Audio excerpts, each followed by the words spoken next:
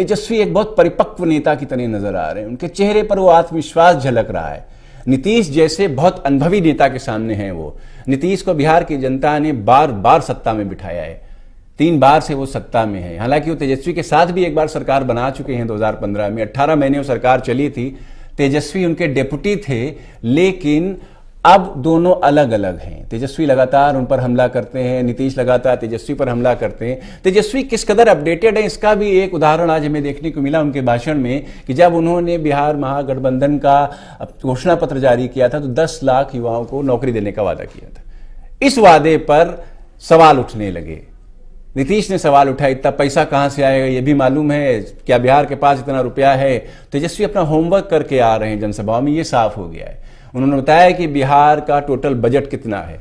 उन्होंने ये भी बताया कि नीतीश सरकार इस टोटल बजट का दरअसल कितना इस्तेमाल कर पाती है, और फिर यह भी बता दिया गुणा भाग करके कि कितना पैसा बच जाता है। 80,000 करोड़ की रकम उन्होंने बताई। उनका इतना तो हमारे पास है ही है, बाकी हम और बहुत कुछ करेंगे। तो इससे लग रहा है कि तेजस्वी एक नेता के तौर पर परिपक्व हो गए हैं, और उन पर जो 9वीं फेल का एक तमगा चस्पा किया जाता रहा है उसको वो धीरे धीरे हटाने की कोशिश में है। वे अपने पिता के ऊपर लगे आरोपों, उनके जेल जाने और उनके राज्य में बिहार के जंगल राज होने की जो बात कही जाती है उसको धीरे धीरे खत्म करने की ओर शायद प्रयास कर रहे हैं। कितना सफल होंगे ये तो चुनाव के बाद ही मालूम चलेगा, लेकिन फिलहाल चुनाव बहुत रोचक होता जा रहा है। अब हम बढ़ते हैं सत्याग्रह में आगे और आपको बिहार चुनाव के उन पहलुओं से परिचित कराते हैं जो जनसभाओं और चुनावी भाषणों के शोर में कहीं खो जाते हैं।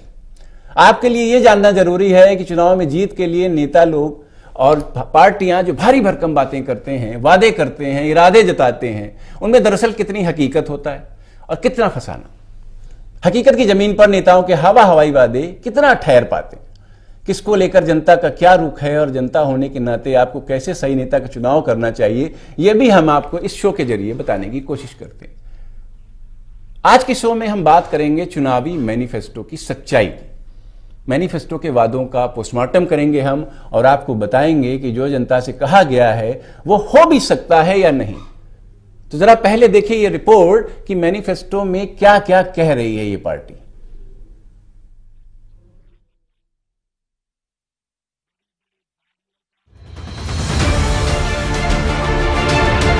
जब चुनावी मौसम आता है तो राजनेता के सामने एक सबसे बड़ी चुनौती होती है जनता का दिल जीतना, और इस चुनावी बुखार में राजनेता जनता के सामने फ्री का नारा लगाने लगते हैं। कुछ ऐसा ही इस समय बिहार चुनाव में भी हो रहा है। लेकिन यहाँ हैरानी की बात यह है कि जिस कोरोना से बचने के लिए केंद्र की सरकार जनता से सोशल डिस्टेंसिंग और मास्क लगाने की अपील कर रही है और बार बार कह रही कि अभी इसकी दवाई नहीं बनी है, अभी वैक्सीन नहीं आई है, तो 2 गज की दूरी ही एकमात्र उपाय है, वही केंद्र सरकार अब कोरोना को अपना चुनावी मुद्दा बना दी। जहां सभी अपने घोषणा पत्र में रोजगार देने और किसानों की बात कर रहे हैं, वहीं बीजेपी ने यह दावा किया है कि बिहार में अगर उसकी सरकार बनती है तो वो जनता को फ्री में कोरोना वैक्सीन देगी। भारतीय राजनीति के इतिहास में संभवतः ये अपनी तरह का पहला मामला होगा जब किसी महामारी की वैक्सीन को चुनाव में फ्री रेवड़ी की तरह बांटने का ऐलान किया गया है। यह हैरान करने वाला भी है और स्तब्ध करने वाला भी।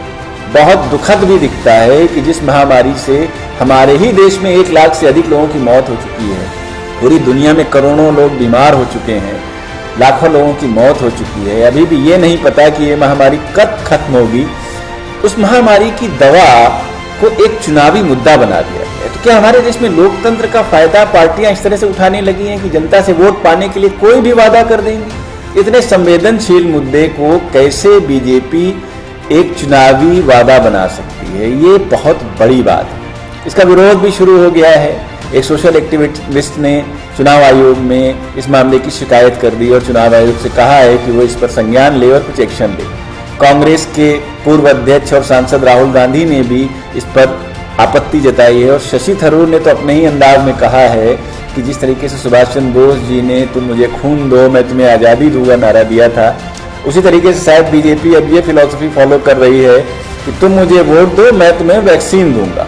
कुल मिलाकर के ये तो ना मजाक की बात है ना ये हंसने की बात है, ये बहुत गंभीर बात है। ये देश के साथ एक अन्याय की बात है। बिहार के लोगों की तरह ही भारत सहित पूरा विश्व कोरोना की वैक्सीन का इंतजार कर रहा है। भारत में 3 वैक्सीन पर काम चल रहा है। कल ही खबर आई थी कि एक वैक्सीन अपने 3rd फेज के ट्रायल में जा रही है। लोगों को उम्मीदें बन रही और ऐसे में अगर देश पर राज कर रही एक पार्टी ये कह देती है कि वो एक विशेष राज्य के लोगों को सिर्फ इसलिए कोरोना वैक्सीन फ्री में देगी क्योंकि उस राज्य में चुनाव हैं और चुनाव में अगर वोट मिला तो ये वैक्सीन फ्री में दे दी जाएगी। तो क्या ये देश के अन्य राज्यों और वहाँ के नागरिकों के साथ अन्याय नहीं है? क्या ये लोकतंत्र में सभी नागरिकों को मिले समान अधिकारों का उल्लंघन नहीं है? क्या ये संविधान का उल्लंघन नहीं है? लेकिन शायद राजनीति में संविधान और लोकतंत्र के मायने खत्म हो जाते हैं, केवल एक ही बात के मायने रह जाते हैं और वो है वोट, वोट और सिर्फ वोट। पार्टियों को सत्ता दिखती है, सिंहासन दिखता है, जनता नहीं दिखती है।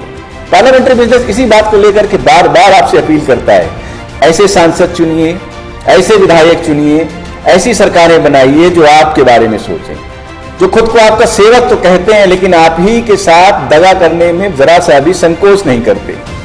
देश में 130 करोड़ से ज्यादा लोग रहते हैं। स्वास्थ्य मंत्री ने पिछले हफ्ते कहा था कि जब हम बहुत कोशिश करेंगे तब अगले साल जुलाई तक शायद देश के 25 करोड़ लोगों को वैक्सीन उपलब्ध करा सकें, यानी कि 20% के आसपास लोगों को वैक्सीन मिल जाए, वो भी अगले साल जुलाई तक, तो बहुत बड़ी बात है। ऐसे में क्या बीजेपी जैसी एक पार्टी को इस तरीके का चुनावी वादा करना चाहिए था कि वो एक राज्य में सरकार बनने के एवज में वहां के लोगों को फ्री में कोरोना वैक्सीन देगी? कोरोना वैक्सीन कोई मामूली दवा नहीं है, ये दवा तो अभी तक बनी ही नहीं है।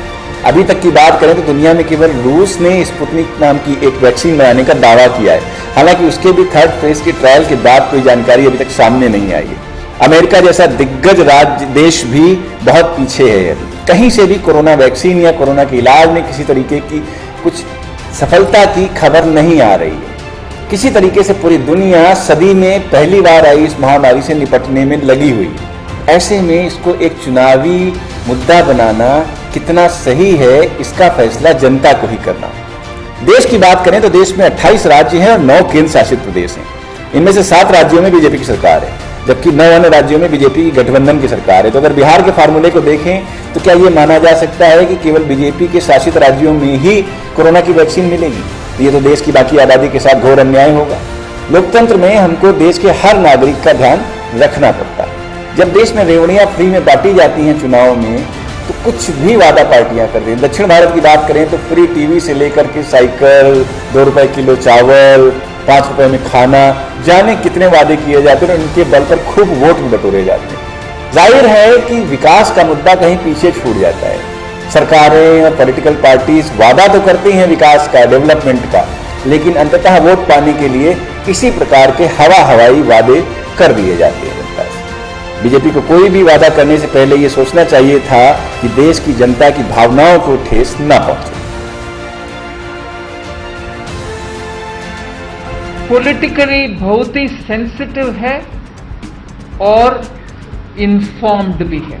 उनको पूरे विषय समझ में आता है और विश्लेषण करते हैं और उनको ऐसे संकल्प पत्र रिलीज करने में से उनका भरोसा खमाना, if I can use that word, to get there भरोसा इतना आसान नहीं है। मगर भरोसा को आधार रखते हुए एक संकल्प पत्र भारतीय जनता पार्टी रिलीज कर पा रही है, इसीलिए रिलीज कर पा रही है कि हर एक जो संकल्प पत्र के द्वारा दिया गया प्रॉमिस को हमने पूरे करवाए।